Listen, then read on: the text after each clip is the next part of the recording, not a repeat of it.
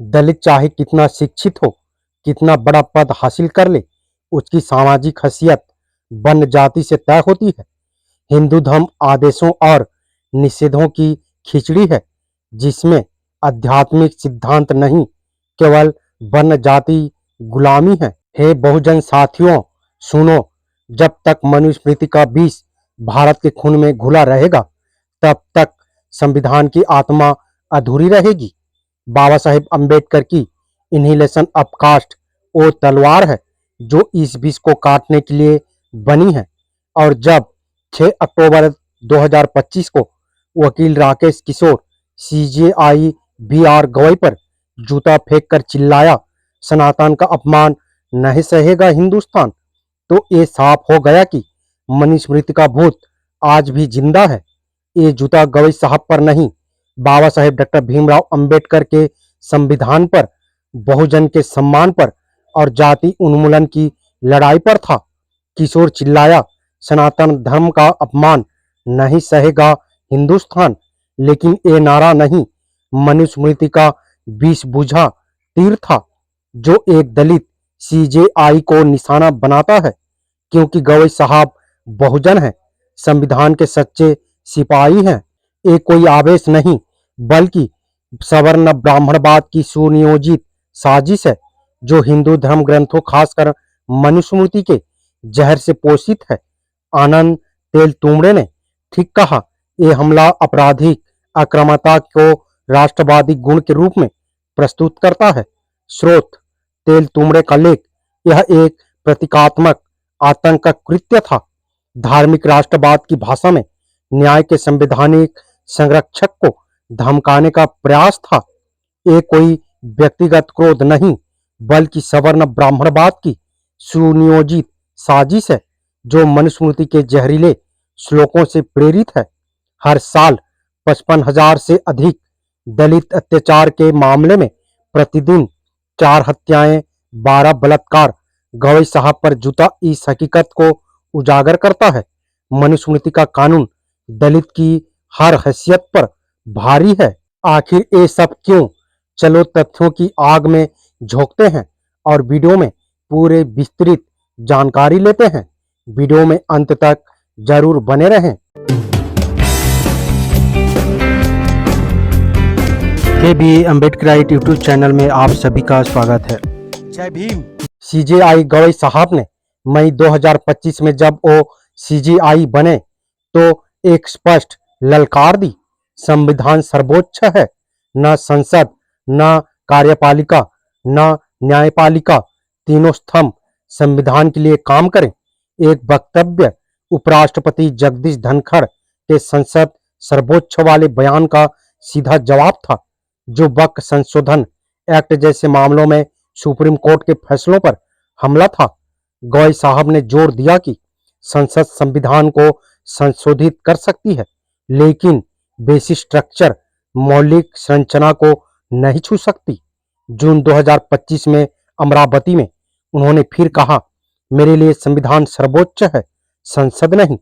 उनका ये बयान सरकार को चेतावनी था, हमें भयभीत करने की कोशिश ना करें, क्योंकि सुप्रीम कोर्ट ने बुलडोजर जस्टिस को रोक दिया था। गवर्नरों को बिलों पर समयबद्ध कार्रवाई का आदेश दिया था। क्या जूता कांड इससे जुड़ा है? बिल्कुल। सवर्ण हिंदुओं को चुभा कि एक दलित सीजेआई संविधान को संसद से ऊपर बिठा रहा है। वो हमला सिर्फ खजुराहो मंदिर वाली टिप्पणी 16 सितंबर 2025 पर नहीं, बल्कि गवई साहब के संवैधानिक साहस पर था। तेल तुमड़े शाही कहते हैं कि ये बहुसंख्यकवादी भावना का हिंसक प्रदर्शन था। न्यायपालिका को चेतावनी की, बहुमत की संवेदनशीलता का उल्लंघन न करें। सितंबर 2025 में आरएसएस ने सीजेआई गवई साहब की मां कमला गवई को अमरावती में आरएसएस शताब्दी समारोह 5 अक्टूबर के मुख्य अतिथि के रूप में आमंत्रित किए थे, लेकिन कमलाताई गवई ने इनकार कर दिया। उन्होंने एक खुला पत्र लिखा कि मैं कट्टर अम्बेडकरवादी हूं, आरएसएस के हिंदुओं को कभी स्वीकार नहीं करूंगा। अगर जाति तो अम्बेडकरवाद की विचारधारा रखती, विवाद बढ़ा तो उन्होंने स्वास्थ्य कारणों का हवाला दिया, लेकिन मूल वजह अंबेडकरवादी विचारधारा थी। उनके पति पूर्व गवर्नर आर.एस. गवई आरएसएस कार्यक्रम में जाते थे, लेकिन हिंदुत्व कभी नहीं अपनाया। कमला गवई ने कहा, विभिन्न विचारधाराओं के मंच पर अपनी विचारधारा रखना साहस का काम है। ये इनकार आरएसएस को चुभा। एक्स पर हिंदुत्व ट्रोल ने कमला गवई को हिंदू विरोधी कहा और सीजेआई गवई को निशाना बनाया। 6 अक्टूबर का जूता कांड, जो आरएसएस शताब्दी के ठीक पहले हुआ, संयोग नहीं साजिश लगता है। विपक्ष ने इसे आरएसएस का बदला बताया और कहा, आरएसएस का जहर सुप्रीम कोर्ट तक पहुंच गया। 16 सितंबर को सुप्रीम कोर्ट में एक पीआईएल सुनवाई हो रही थी। मध्य प्रदेश के खजुराहो मंदिर परिसर में तथाकथित भगवान विष्णु की क्षतिग्रस्त मूर्ति को बहाल करने की मांग याचिकाकर्ता का वकील चिल्ला रहा था। ये हमारी आस्था का सवाल है। लेकिन सीजेआई गवई ने क्या कहा, अगर आप विष्णु भगवान के इतने कट्टर भक्त हैं तो जाइए प्रार्थना कीजिए, ध्यान लगाइए। ये मामला ASI archaeological survey of India के दायरे में है। बस इतना ही, कोई अपमान नहीं, कोई तिरस्कार नहीं, सिर्फ कानूनी तर्क। लेकिन सवर्णों की आस्था तो कांच की तरह नाजुक है, छू ली तो चूर चूर हो जाता है। किशोर जैसे लोग सोशल मीडिया पर भड़क उठे। गवे ने हिंदू देवता का मजाक उड़ाया। 6 अक्टूबर को कोर्ट नंबर 1 में घुसकर जूता फेंक दिया। सिक्योरिटी ने पकड़ा, लेकिन सीजेआई गवे ने क्या किया, शांत रहे, बोले इग्नोर करें, ये चीजें मुझे प्रभावित नहीं करती। ना कोई एफआईआर, ना कोई सजा। वास्तुशिल्प संदर्भ, जहां ये मूर्ति स्थित है उसके आसपास के पैनल और दीवारों दिव्य प्राणियों, गंधर्वों और कमर जैसी आकृतियां दर्शाती है। ये सभी महत्वपूर्ण बौद्ध प्रतीक है। इनमें से कुछ आकृतियां बोधिसत्व जैसी प्रतीत होती है, जो ज्ञान, करुणा और शांति के आदर्शों को दर्शाती है। चंदेल काल के दौरान एक ही मंदिर परिसर में बौद्ध, जैन और हिंदू आकृतियां एक साथ पाई जाती थी। विद्वानों की राय, डॉक्टर देवांगना देसाई, कला इतिहासकार, खजुराहो अध्ययन ने लिखा, खजुराहो में बिना किसी विशेषता वाली कुछ विशाल खड़ी आकृतियां मूल रूप से बोधिसत्वों या विष्णु या और शिव की प्रतिमाओं के प्रतीकात्मक क्रिस्टलीकरण से पहले के प्रारंभिक संक्रमणकालीन रूपों का प्रतिनिधित्व कर सकती है। इसका अर्थ यह है कि खजुराहो में मौजूद कुछ विशाल बिना सिर वाली या बिना किसी विशेषता वाली मूर्तियां मूल रूप से बौद्ध बोधिसत्व की रही होगी, जिन्हें बाद में उभरते हिंदू प्रतिमा विज्ञान के अंतर्गत पुनर्विख्यात किया गया। Sir Alexander Cunningham, ASI report 1864 ने लिखा, खजुराहो में खड़ी कई आकृतियां बौद्ध बोधिसत्वों से काफी मिलती जुलती है, विशेष रूप से उनकी शांत मुद्रा और कमल आधारित आसन में, जो हिंदू वीर मुद्रा से भिन्न है। इससे संकेत मिलता है कि हालांकि ऐसी कई मूर्तियां को बाद में हिंदू मंदिरों में शामिल किया गया, लेकिन उनकी शैलीगत जड़ें स्पष्ट रूप से बौद्ध कलात्मक परंपराओं को दर्शाती है। सांस्कृतिक संश्लेषण का काल, चंदेल राजवंश 9वीं सदी से 12वीं शताब्दी ईस्वी से धार्मिक सह अस्तित्व का युग था, जहां बौद्ध धर्म, जैन धर्म और हिंदू धर्म साथ साथ फले फूले। इस दौरान बौद्ध कारीगरों ने मंदिर वास्तुकला पर सक्रिय रूप से काम किया, जिससे हिंदू मंदिर कला में बौद्ध मूर्तिकला तत्वों का प्रचलन जारी रहा। अतः साहित्यिक, पुरातात्विक और शैलीगत साक्ष्यों के आधार पर इस बात के पुख्ता प्रमाण है कि इस बिना सिर वाली मूर्ति का मूल बौद्ध धर्म से है। खजुराहो में खोजी गई शाक्यमुनि बुद्ध की मूर्ति कनिंघम द्वारा लिखित के साथ देखने पर यह बिना सिर वाली खंडी आकृति इस निष्कर्ष को पुष्टि करती है कि खजुराहो क्षेत्र में कभी बौद्ध परंपराएं फल फूल रही थी। अब बहुजन नजरिए से देखो तो ये घटना कोई आकस्मिक क्रोध नहीं है, बल्कि सदियों पुरानी सवर्ण साजिश का नंगा नाच है, नंगा चेहरा है। गवई साहब कौन है? दलित पृष्ठभूमि के एक क्रांतिकारी जज हैं, जिन्होंने बुलडोजर जस्टिस को गलत ठहराया और संविधान की रक्षा की। लेकिन सवर्णों को चुभता है क्या है? एक दलित सीजेआई, वो जो हमेशा ऊपर रहना चाहते हैं, नीचे वाले को कुचलते हैं। किशोर का जूता सिर्फ चमड़े का टुकड़ा नहीं, ये मनुवादी घृणा का प्रतीक है। वही घृणा जो बाबा साहेब अंबेडकर ने इनहिलेशन ऑफ कास्ट में उजागर की थी। याद करो 2006 में जज के जी बालाकृष्णन पर भी सवर्णों ने हमला बोला था, सिर्फ इसलिए क्योंकि वो दलित थे। आज वही पैटर्न सनातन का ढोंग बहुजन को नीचा दिखाने का हथियार है। ये घटना भारत के सबसे गहरे घाव को कुरेदती है। जाति का विष। वकील किशोर खुद को भगवान की प्रेरणा बताता है और कहता है कि ईश्वर ने करवाया, मुझे कोई पछतावा नहीं। क्या ये वही ईश्वर है जो मनुस्मृति का, जो बहुजन को गुलाम बनाता है? विपक्षी नेता सही कह रहे हैं। इंदिरा जयसिंह ने इसे जातिवादी हमला कहा। केरल के सीएम पिनाराई विजयन ने संघ परिवार की घृणा ठहराया और एम के स्टालिन ने अप्रेसिव माइंडसेट का जिक्र किया। लेकिन बीजेपी चुप है, कोई निंदा नहीं, क्योंकि ये उनके एजेंडे का हिस्सा है। हिंदुत्व का मुखौटा जाति का राज है। गवई साहब ने जुलाई 2025 में सुप्रीम कोर्ट के स्टाफ भर्ती में SC ST OBC आरक्षण लागू करके दिखाई। सुप्रीम कोर्ट अफजर की रिपोर्ट्स के मुताबिक 30 साल पुराने RK सोभरवाल केस 1995 को लागू करते हुए CJI गवई ने 1 जुलाई 2025 को 200 पॉइंट रोस्टर सिस्टम की घोषणा की।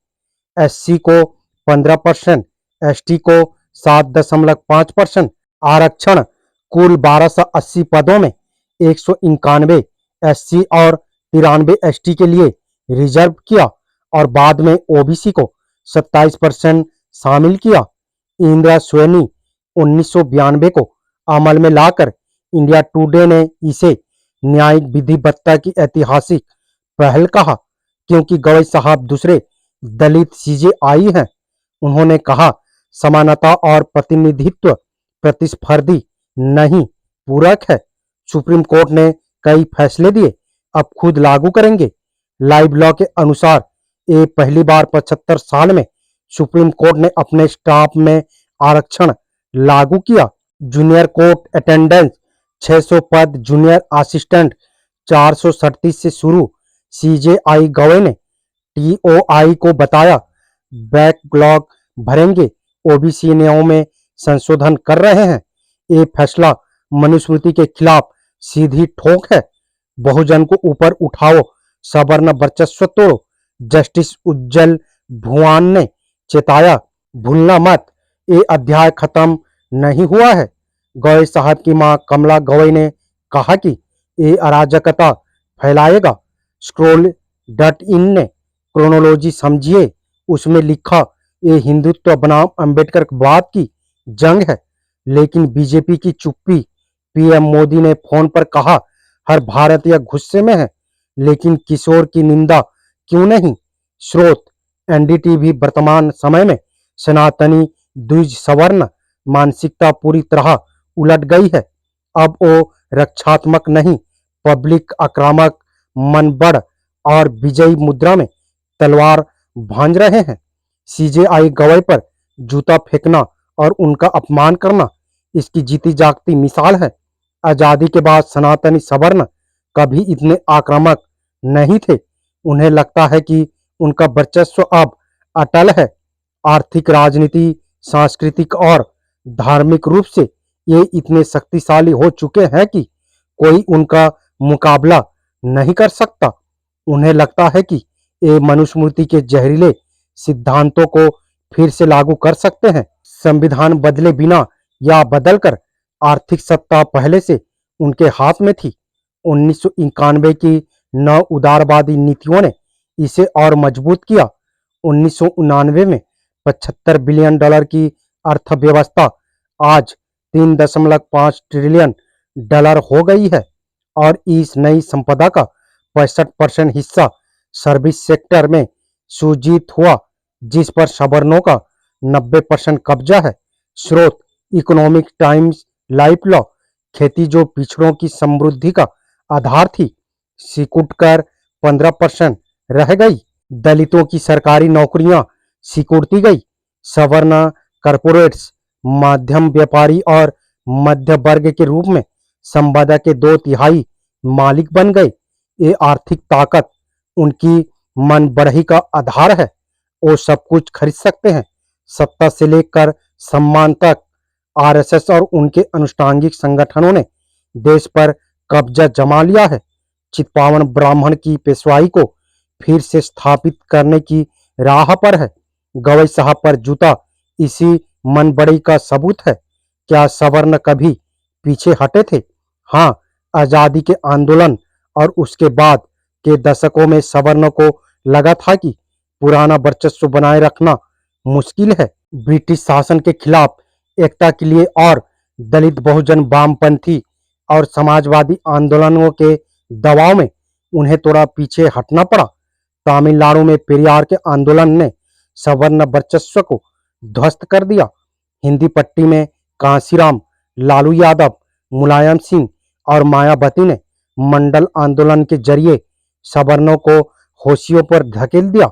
लालू, मुलायम और मायावती का मुख्यमंत्री बनना सवर्णों के लिए मानसिक पराजय था। उन्हें लगा कि सत्ता अब उनके हाथ में गई, तालमेल बिठाना होगा। लेकिन 2010-2012 से हवा बदली। अन्ना हजारे का आंदोलन सवर्ण मध्य वर्ग की आक्रामकता का उभार था। एक ब्राह्मणवादी, हिंदूवादी, प्रतिक्रियावादी आंदोलन था। इसने मोदी और केजरीवाल को जन्म दिया, जो सवर्ण दर्शन और स्वप्नों के प्रतिनिधि थे। बीजेपी और आप ने सवर्णों को 2 विकल्प दिए, कट्टर सनातनी मोदी और सॉफ्ट सनातनी केजरीवाल। कांग्रेस लोकाग्रस्त हो गई, उसका सवर्ण आधार उनके पास खिसक गई। राहुल गांधी अब बदलाव की कोशिश कर रहे हैं, लेकिन सवर्णों की वापसी की उम्मीद अब धूल चाट रही है। सवर्णों की आक्रामकता का आधार उनकी आर्थिक ताकत, आरएसएस का संगठन और हिंदुत्व का प्रचार है। गवई साहब पर जूता उनकी इस विजयी मुद्रा का प्रतीक है। एक दलित सीजेआई को नीचा दिखाने की हिम्मत जो संविधान की रक्षा करता है। बाबा साहेब डॉक्टर भीमराव अंबेडकर ने कहा था कि दलित चाहे कितना शिक्षित हो, कितना बड़ा पद हासिल कर ले, उसकी सामाजिक हैसियत वर्ण जाति से तय होती है। इन्हीं लेसन ऑफ कास्ट में लिखे थे। गवई साहब पर जूता इसका प्रमाण है। दलितों में कई क्रीमी लेयर नहीं होता, चाहे राष्ट्रपति हो, सीजीआई हो या सफाई कर्मी। सवर्णों की नजर में दलित नीची होती है। बाबा साहेब को कोलंबिया और लंदन से डिग्रियां लाने के बाद भी घर नहीं मिला। चपरासी ने पानी देने से इनकार किया। हाईकोर्ट के जज उनके साथ अछूत का व्यवहार करते थे। आज भी धनी दलित को शहरी सोसाइटी में मकान नहीं मिलता। गांव में सवर्ण टोलों में घर बनाना नामुमकिन है। गवई साहब पर जूता इस हकीकत को उजागर करता है। मनुस्मृति का कानून दलित की हर हैसियत पर भारी है। उदाहरण के तौर पर हम यहाँ पे मनुस्मृति की कुछ अध्याय और कुछ श्लोकों का अनुवाद करते हैं। अध्याय 1 श्लोक 91 उसका अनुवाद है। शूद्र का कोई स्वतंत्र कर्म नहीं, उसका कर्तव्य ऊपरी वर्णों ब्राह्मण, क्षत्रिय, वैश्य की निष्ठापूर्वक सेवा करना है, बिना शिकायत के। ये श्लोक बहुजन को जन्म से दास बनाता है, उनकी स्वतंत्रता और गरिमा छीनता है। अध्याय 2 श्लोक 31 हम इसका अनुवाद पढ़ते हैं। ब्राह्मण का नाम सुख शांति दर्शाए, क्षत्रिय का शक्ति, वैश्य का धन, लेकिन शूद्र का नाम सेवा या तिरस्कार दर्शाए। इसलिए बहुजन के नाम जैसे मंगा, भिखारी, जल्हा, अज्ञानी, कचरा, कूड़ा रखे गए, जन्म से अपमान किया गया। अध्याय 8 श्लोक 272 इसका अनुवाद है। यदि शूद्र ब्राह्मणों को उनके कर्तव्य सिखाने की हिम्मत करे तो राजा उसके मुंह और कानों में गरम तेल डलवा दे। ये शिक्षा और बौद्धिक स्वतंत्रता पर बहुजन का अधिकार छीनता है। अध्याय 10 श्लोक 30 इसका अनुवाद है।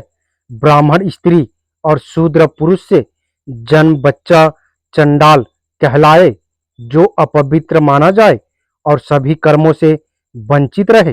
ये अंतरजातीय विवाह को अपराध बनाता है, सामाजिक मिश्रण को रोकता है।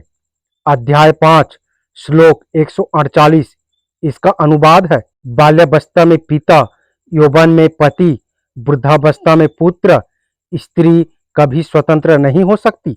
ये महिलाओं को गुलाम बनाना है जो शूद्र जैसी स्थिति में है। अध्याय 8 श्लोक 267 इसका भी अनुवाद जानते हैं। ब्राह्मण को गाली देने पर क्षत्रिय को 100 की सजा, वैश्य को 150 से 200, लेकिन शूद्र को 2 गुनी सजा। ये न्याय में भेदभाव करता है। सवर्ण सुरक्षित, बहुजन सजा का शिकार। अध्याय 8 श्लोक 414 इसका भी अनुवाद है। यदि शूद्र ब्राह्मण की हत्या करे तो उसकी सारी संपत्ति जब्त हो और प्राण दंड दिया जाए। ये शूद्रों को जन्म से अपराधी ठहराता है, जबकि सवर्णों को विशेष संरक्षण देता है। अध्याय 9 श्लोक 229 इसका भी अनुवाद जानते हैं। ब्राह्मण पुरुष और शूद्र स्त्री से जन्मा पुत्र पापी संस्कार माना जाता है, जिसे समाज तिरस्कृत करे और स्वर्ण न मिले। ये बहुजन की संतानों को अपवित्र ठहराता है। अध्याय 5 श्लोक 131 इसका भी अनुवाद है। शूद्र का उद्धार केवल पाप कर्मों में संन्यास से हो सकता है। उसके लिए कोई कर्म नहीं जिसे स्वर्ग मिले। ये बहुजन को आध्यात्मिक और सामाजिक उन्नति से वंचित करता है। इन श्लोकों से साफ पता चलता है कि मनुस्मृति सवर्ण वर्चस्व का अधिकार है, जो बहुजन को जन्म से गुलाम, अपमानित और अशिक्षित रखता है। बाबा साहेब ने इसे जलाकर कहा, जाति का अंत मनुस्मृति के विनाश बिना असंभव है। अन्य हिंदू धर्म ग्रंथ भी इस जहर को पोषित करते हैं। भगवद गीता अध्याय 4 श्लोक 13 में कृष्ण कहते हैं, मैंने गुण और कर्म के आधार पर 4 वर्ण बनाए। ये वन व्यवस्था को देवीय ठहराता है। रामायण में राम संभोग शूद्र को इसलिए मारते हैं क्योंकि वो तपस्या कर रहा था। मनुस्मृति के नियमों का उल्लंघन ऋग्वेद पुरुष सूक्त 10, 90, 12 कहता है।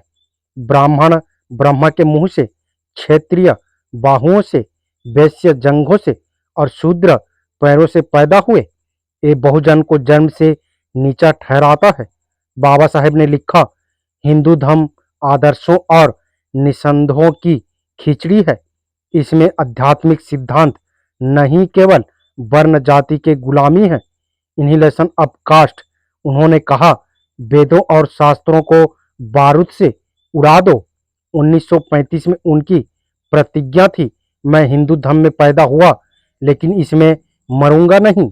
बाबा साहेब ने लिखा था कि हिंदू राष्ट्र इस देश के लिए महाविपत्ति है। हिंदुत्व स्वतंत्रता, समानता और बंधुत्व का दुश्मन है। इसे हर कीमत पर रोकना होगा। पाकिस्तान अथवा भारत का विभाजन एक पृष्ठ संख्या 365 में लिखा हुआ है। उन्होंने कहा था, हिंदू धर्म आदर्शों और निसंदों की खिचड़ी है। इसे आध्यात्मिकता नहीं, केवल वर्ण जाति की गुलामी है। इनहिलेशन ऑफ कास्ट एक पृष्ठ संख्या 75 में लिखा है। गवई साहब पर जूता सनातनी सवर्णों की इस घृणा का प्रतीक है। इनहिलेशन ऑफ कास्ट में बाबा साहेब ने जाति व्यवस्था को हिंदू धर्म का कैंसर बताया है, जो सामाजिक, आर्थिक और राजनीतिक समानता को खा जाता है। उन्होंने तर्क दिया कि जाति कोई प्राकृतिक व्यवस्था नहीं है, बल्कि सवर्णों द्वारा बनाया गया है, एक कृत्रिम ढांचा है जो मनुस्मृति जैसे ग्रंथों से पोषित है। बाबा साहेब ने कहा कि हिंदू धर्म के शास्त्र, खासकर मनुस्मृति, जाति को देवीय व्यवस्था बताकर इसे जायज ठहराते हैं। केवल कानूनी या आर्थिक सुधार काफी नहीं, सामाजिक क्रांति जैसे अंतरजातीय विवाह, सामूहिक भोज जरूरी है। बाबा साहेब ने लिखा, जाति को तोड़ने के लिए हिंदू धर्म के पुरोहित वर्ग को खत्म करना होगा। बाबा साहेब ने मनुस्मृति को जाति का बाइबिल कहा, जो बहुजन को गुलाम बनाता है। उन्होंने 1927 में महान सत्याग्रह में इसे जलाया, क्योंकि ये ग्रंथ शूद्रों और अछूतों को अपमानित करता है। बाबा साहेब ने तर्क दिया कि असली आजादी तब आएगी जब हर व्यक्ति को जन्म के आधार पर नहीं, बल्कि योग्यता पर आंका जाए। अंततः इन्हिलेशन ऑफ कास्ट में बाबा साहेब ने ललकारते हुए कहा था कि जाति का अंत सामाजिक क्रांति बिना असंभव है। गवई साहब का आरक्षण फैसला और जूता कांड साबित करता है कि मनुस्मृति का भूत आज भी जिंदा है।